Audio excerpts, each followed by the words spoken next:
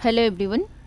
आज हम इस वीडियो में हिंदी पेडागोजी के क्वेश्चन देखेंगे और ये जो आपका क्वेश्चन पेपर है 30 जनवरी 2023 को जो ऑनलाइन में पेपर आए थे ये उसके पेपर हैं। ठीक है, 30 जनवरी 2023 को जो ऑनलाइन में पेपर आए थे ये उसके पेपर हैं और ये आपका पेपर 2 का पेडागोजी है। मतलब ये आपका, आप यहाँ देख पा रहे होंगे, ये आपका पेपर 2 है, लैंग्वेज फर्स्ट एंड पेपर 2 है। तो चलिए शुरू करते हैं। उससे पहले आप, आई होप कि आप प्रैक्टिस कर रहे होंगे, जितना हो सके आप प्रैक्टिस ज़रूर करें ताकि आपका जब पेपर हो उस टाइम आपके ऊपर एक बर्डन ना बन पाए। अभी से आप कंटिन्यू रखें तो आपको हेल्प करेगा। तो चलिए शुरू करते हैं। शुरू करने से पहले आप अगर वीडियो को लाइक कर दें, शेयर कर दें। अगर चैनल पे नए हैं तो चैनल को सब्सक्राइब कर लें ताकि आने वाले सारे नोटिफिकेशन आपको मिलता रहे। तो अब हम क्वेश्चन नंबर अपना फर्स्ट देखते हैं। क्वेश्चन नंबर फर्स्ट कहता है, बच्चों को अपने परिवेश में दो भाषाएं सुनने को मिलती है। दो भाषाएं का सुनना डैश बच्चों के लिए लाभकारी है, बच्चों के लिए हानिकारक है, इसे कोई भी प्रभाव नहीं पड़ेगा, पारस्परिक रूप से बाधित रहेगा। तो इसका जो सही आंसर हो जाएगा कि जो ये कहता है पारस्परिक रूप से बाधित नहीं होगा, ये फ़ायदा ही करता है, तो आपका फोर्थ गलत हो जाएगा। इससे कोई प्रभाव नहीं पड़ेगा, बिल्कुल प्रभाव पड़ेगा। बच्चों के लिए हानिकारक है, बिल्कुल हानिकारक नहीं है। तो इसका जो सही आंसर हो जाएगा option number first is the right answer. बच्चों के लिए लाभकारी है। जितने भी बच्चे कितने भी लैंग्वेज सीख के लिए उनके ना कोई गलत प्रभाव पड़ेगा, ना बाधित होगा, ना हानिकारक होगा, वो उनको फ़ायदा ही देगा। इसलिए इसका सही आंसर हो जाएगा option number first is the right answer. Question number second देखते हैं। ये कहता है, निम्नलिखित में से कौन सा सिद्धांत मातृभाषा के, मतलब आप देख पा रहे मातृभाषा के अधिगम के दौरान भाषा अधिगम की स्वाभाविक प्रक्रिया का मूलभूत सिद्धांत नहीं है। अच्छा, ये कह रहा है मातृभाषा अधिगम, मातृभाषा तो अधिगम नहीं होता है, दौरान भाषा अधिगम की स्वाभाविक प्रक्रिया का मूलभूत सिद्धांत नहीं है। जो भाषा अधिगम, जो मदर टंग होता है वो हम उसे अर्जन कर लेते हैं, हम उसे पढ़ते नहीं, अधिगम नहीं करते हैं। तो फर्स्ट कहता है मतलब जो मूलभूत सिद्धांत नहीं है हमें वो बताना है। तो फर्स्ट कहता है बोलना सीखने से पहले साक्षरता सीख लेना।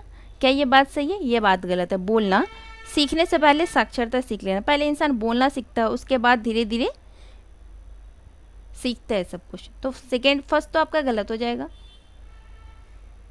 एक सेकेंड कह रहा है स्वाभाविक प्रक्रिया का मूलभूत सिद्धांत नहीं है। तो बोलना सीखने से पहले साक्षरता सीख लेना, अपने परिवेश में परिवार के सदस्यों से सीखना, रटने तथा कंठस्थीकरण के स्थान पर अवधारणात्मक समझ पर बल देना, परिवेश में बोली जा रही दूसरी भाषाओं से अधिगम की संगतता नहीं होती है। तो इसका जो सही आंसर हो जाएगा option number fourth is the right answer. कह रहे हैं परिवेश में बोली जा रही दूसरी भाषाओं से अधिगम की संगतता नहीं होती है, बिल्कुल होती है। तो ये आपका, अगर यहाँ नहीं दे दिया है इसलिए आपका गलत हो जाएगा, लेकिन जो आपसे गलत है वही पूछ रहे हैं। तो option number fourth is the right answer. Question number third देखते। क्वेश्चन नंबर थर्ड कहता है कौन सा कथन सही नहीं है? जो सही नहीं है हमें वो बताना है। तो फर्स्ट कहता है भाषा अधिगम संज्ञानात्मक गतिविधि है, बिल्कुल बात सही है, जो भाषा अधिगम है संज्ञानात्मक गतिविधि है। सेकंड कहता है अधिगम विकलांगता भाषा अधिगम से संबंधित नहीं है, बात बिल्कुल सही है कि अधिगम जो विकलांगता है भाषा अधिगम से संबंधित नहीं है, ये गलत हो जाएगा आपका। बच्चों को उनकी अपनी गति के अनुसार काम करने देना शिक्षकों की ओर से एक बड़ी मदद है, बात सही है। अधिगम विकलांगता की शुरू में ही पहचान कर लेना सफल परिणाम की कुंजी है, ये भी बात सही है। जो सही नहीं है वो है आपका ऑप्शन नंबर सेकेंड। तो इसका सही आंसर हो जाएगा सेकेंड। क्वेश्चन नंबर 4 देखते हैं।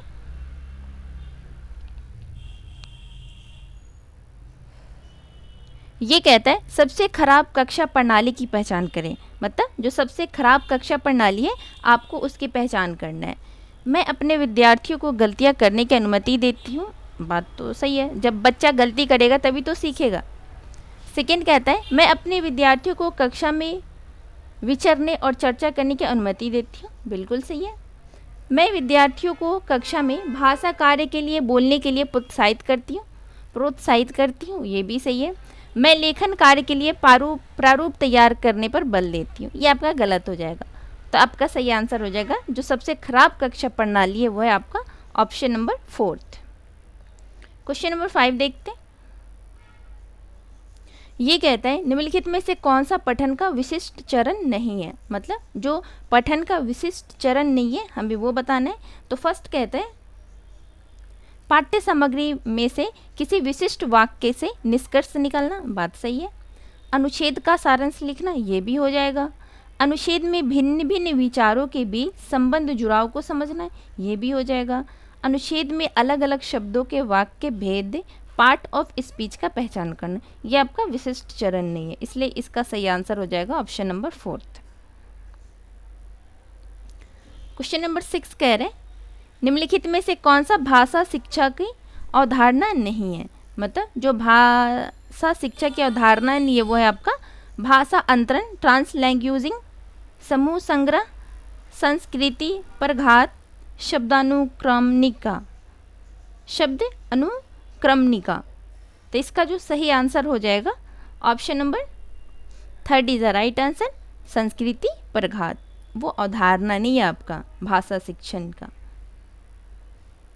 क्वेश्चन नंबर 7 देखते हैं। दूसरी भाषा अंग्रेजी की तुलना में प्रथम भाषा का अर्जन अपेक्षाकृत आसान है, मतलब दूसरी भाषा अंग्रेजी की तुलना में, मतलब आपका दूसरी भाषा यहाँ अंग्रेजी है और प्रथम भाषा का अर्जन अपेक्षाकृत आसान है क्योंकि अंग्रेजी जटिल भाषा है।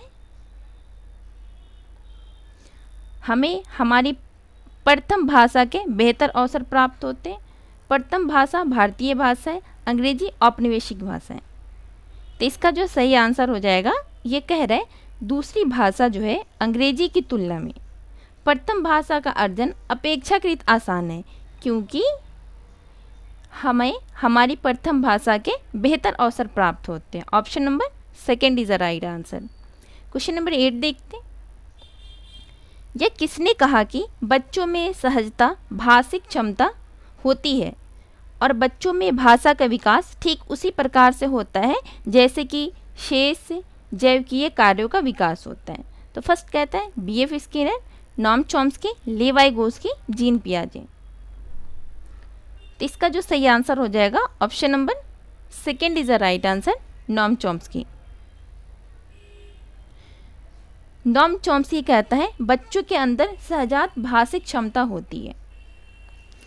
क्वेश्चन नंबर 9 देखते हैं।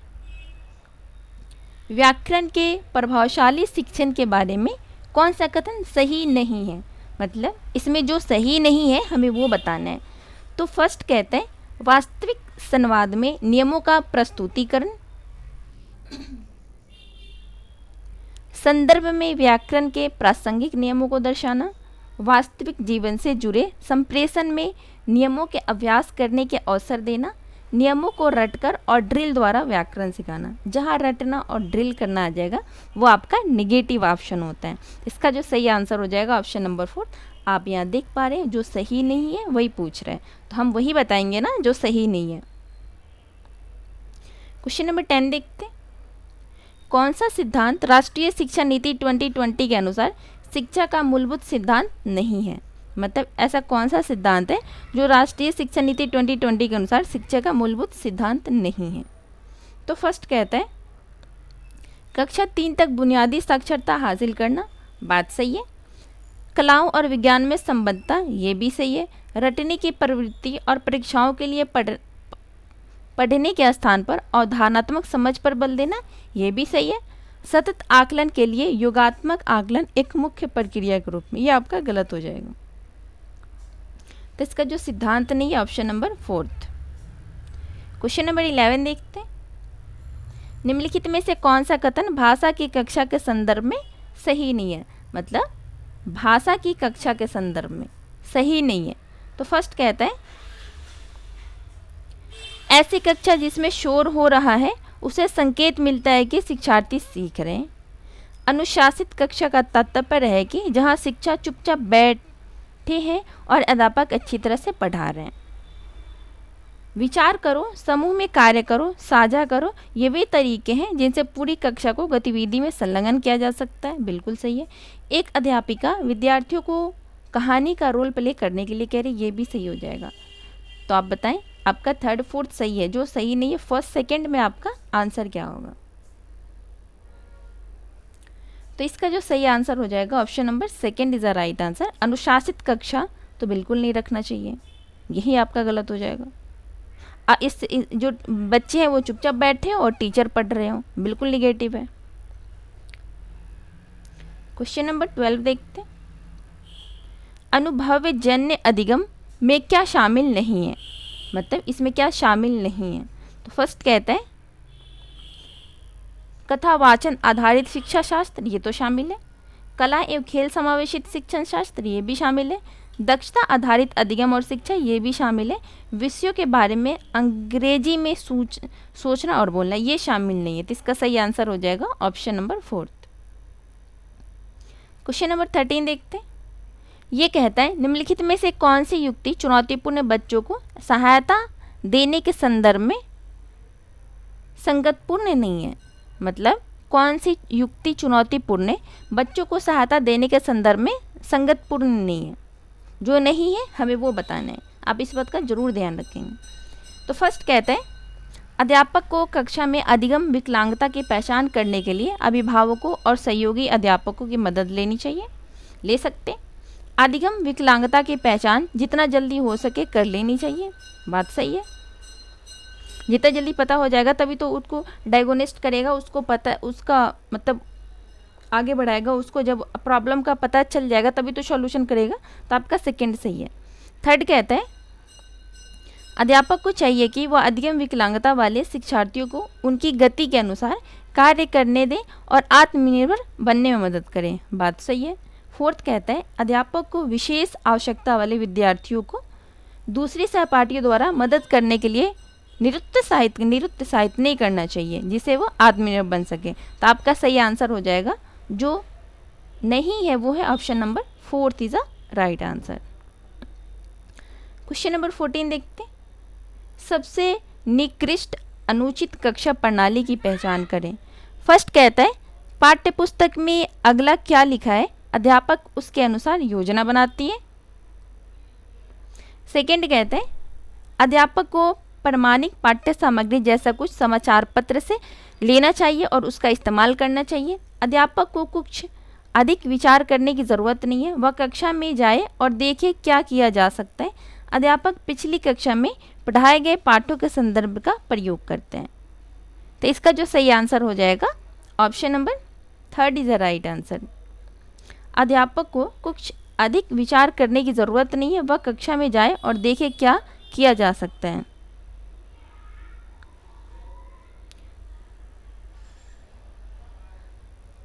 क्वेश्चन नंबर 15 देखते हैं। ये कहता है पाठ्य योजना बनाते समय कौन सी बात ध्यान में नहीं रखनी चाहिए। विद्यार्थियों के सीखने की गति, आपके पाठ के दिन का समय, गतिविधियों का क्रम, अनुच्छेद के बारे में अभिभावकों को पसंद। तो इसका जो सही आंसर हो जाएगा, इसका इनसे कोई लेना देना नहीं है कि अनुच्छेद के बारे में अभिभावकों की पसंद। तो इसका सही आंसर हो जाएगा ऑप्शन नंबर 4। आपका लैंग्वेज फर्स्ट का पैडागोजी हो गया। अब हम चलते हैं लैंग्वेज सेकेंड के पैडागोजी में।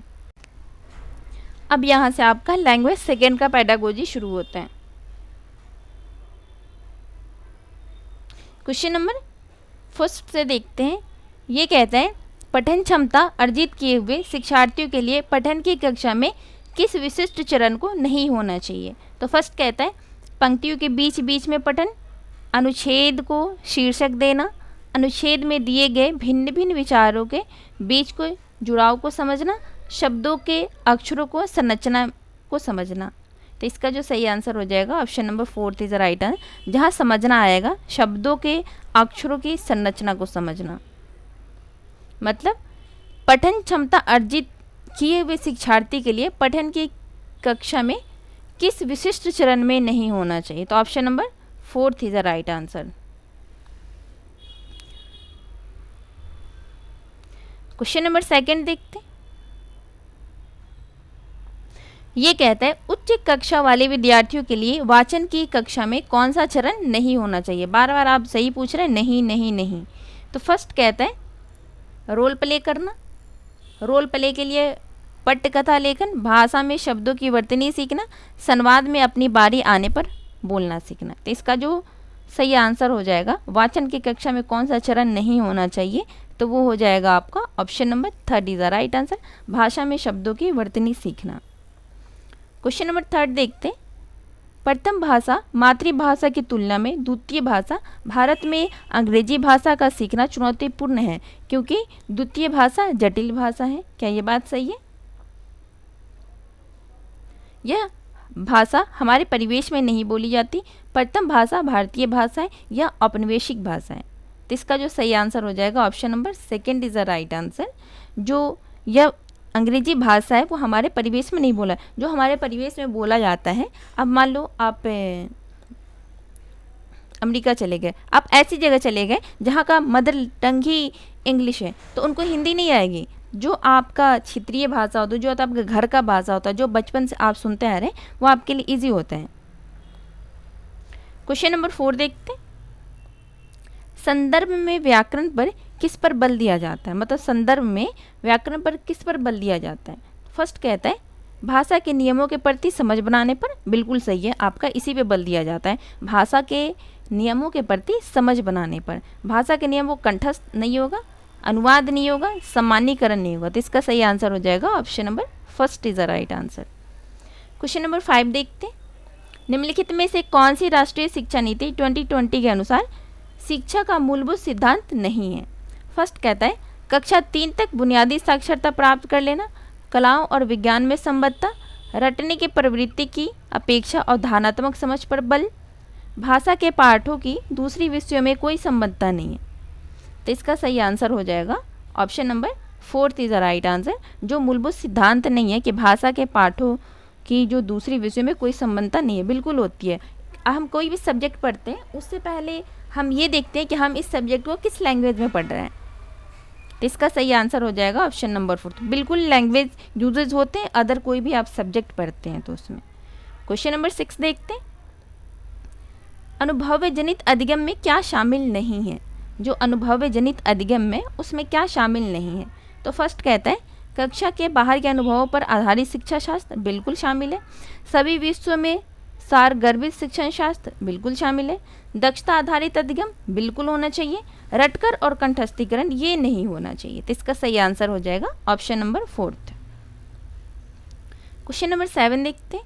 निम्नलिखित में से कौन सा कथन सही नहीं है? जो सही नहीं है हमें वो बताना है। तो फर्स्ट कहता है अध्यापक को कक्षा में अधिगम विकलांगता की पहचान करने के लिए मदद लेनी चाहिए, बात सही है। जितना जल्दी संभव हो सके अधिगम विकलांगता की पहचान कर लेनी चाहिए, ये भी सही है। अध्यापक अधिगम विकलांगता वाले शिक्षार्थियों की मदद उन बच्चों को अपनी गति से कार्य करने देने के रूप में कर सकता है। अध्यापक को उन शिक्षार्थियों की मदद नहीं करनी चाहिए जिन्हें विशेष मदद की ज़रूरत है। तो इसका जो सही आंसर हो जाएगा option number 4 is the right answer. आप लैंग्वेज फर्स्ट में भी ये जो पेपर है आपका 30 जनवरी 2023 को जो ऑनलाइन में पेपर आए थे ये उसके पेपर है। आप देख पा रहे होंगे कि लैंग्वेज फर्स्ट में भी ये क्वेश्चन आए थे और लैंग्वेज सेकंड में भी ये क्वेश्चन आए। तो आप देख पा रहे होंगे कि क्वेश्चन कितने ज़्यादा रिपीट होते हैं, इसलिए आपको प्रीवियस ईयर करना बहुत ही ज़्यादा इंपॉर्टेंट है। क्वेश्चन नंबर 8 देखते हैं।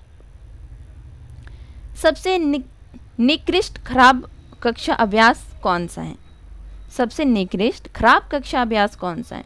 तो फर्स्ट कहता है मैं कक्षा में वही करता हूँ जो मेरा दिमाग में आता है। क्या ये बात सही है?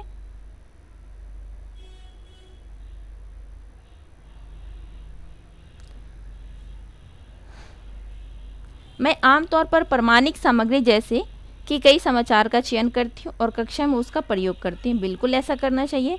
मैं अक्सर पिछली कक्षाओं में जो पढ़ाया गया उसे संबंधता स्थापित करती हूँ, ये भी बात सही है।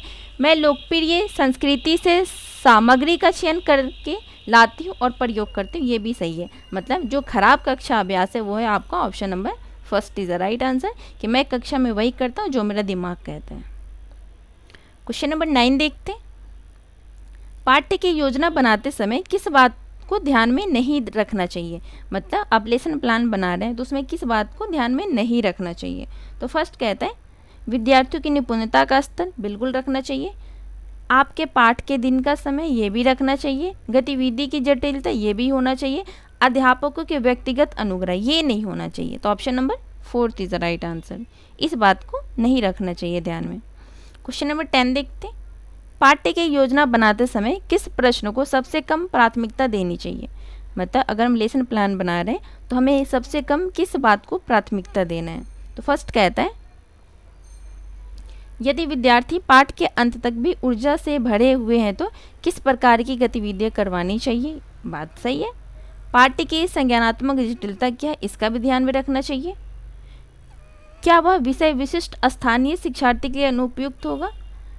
उच्च निपुणता वाले विद्यार्थियों की आवश्यकता को संबोधित करने के लिए आप क्या पूरक सामग्री दे सकते हैं? तो इसका जो सही आंसर हो जाएगा, सबसे कम प्राथमिकता जो देना है वो है आपका ऑप्शन नंबर 3 कि क्या वह विषय विशिष्ट स्थानीय शिक्षार्थी के लिए अनुपयुक्त है। क्वेश्चन नंबर 11 देखते हैं। सोमवार को श्रवण संबंधी गतिविधि करवाई गई। समाज पर संवाद प्रयासों का प्रभाव और दूसरा विषय था हमारे जीवन में रंगों की भूमिका। दोनों विषयों की थीम में कोई संबंध नहीं है। सर्वाधिक उपयुक्त क्या होगा? फर्स्ट कहता है, श्रवण के साथ वाच्य और काल पर गतिविधि की योजना बनाना, दोनों में से एक थीम पर वाचन गतिविधि करवाना, राज्य में सामाजिक मुद्दों से संबंधित श्रवण गतिविधि करवाना, समूह चर्चा में भाग लेने के लिए कार्यात्मक भाषा का अभ्यास। तो इसका जो सही आंसर हो जाएगा option number 2 is the right answer. दोनों में से एक थीम पर वाचन गतिविधि करवाना। क्वेश्चन नंबर 12 देखते हैं। निम्नलिखित में से कौन सा गलत है? मतलब जो गलत है हमें वो बताना है। फर्स्ट कहता है, डिसलेक्सिया ग्रस्त बच्चों की पहचान शुरुआती दौर में नहीं करनी चाहिए। भारतीय कहानियों को पाठ्यचर्या में शामिल करना चाहिए। श्रवण का शिक्षण सुयकता के साथ होनी चाहिए। शब्द संपदा के शिक्षण हेतु चित्रों का प्रयोग करना चाहिए। बिल्कुल सही है। जो गलत है वो है आपका ऑप्शन नंबर 1। डिसलेक्सिया ग्रस्त बच्चों की पहचान शुरुआती दौर में नहीं करनी चाहिए, बिल्कुल कर देना चाहिए। क्वेश्चन नंबर 13 देखते हैं। निम्नलिखित में से कौन सा सही है? इसमें जो सही है हमें वो बताना है। तो फर्स्ट कहता है, भाषा के पाठों में वास्तविक जीवन के लिए गए ज्ञान को समावेशित करनी चाहिए। बात बताइए इसका सही आंसर क्या होगा? शब्द भंडार का शिक्षण द्विभाषी शब्द सूची के माध्यम से किया जा सकता है। अतिरिक्त पठन विद्यार्थियों के लिए अतिशय भार है। शब्द अधिगम के लिए शब्द जाल का प्रयोग कोई अच्छा अभ्यास नहीं है। तो इसका जो सही आंसर हो जाएगा option number 2 is the right answer. शब्द भंडार का शिक्षण द्विभाषी शब्द सूची के माध्यम से किया जा सकता है। क्वेश्चन नंबर 14 देखते हैं। वाचन बोलना पर शिक्षण अभ्यास का कौन सा चरण सही नहीं है? मतलब वाचन बोलना पर शिक्षण अभ्यास का कौन सा चरण सही नहीं है? जो सही नहीं है हमें वो बताना है। फर्स्ट कहता है, वास्तविक समय से लिए गए संवादों का वाक्याभ्यास, अक्षरों की पहचान करना सीखना, शब्द सीमाओं की समझ बनाने के लिए श्रवण अनुच्छेदों की रिकॉर्डिंग सुनना, रोल प्ले गतिविधि के लिए प्रतिपुष्टि।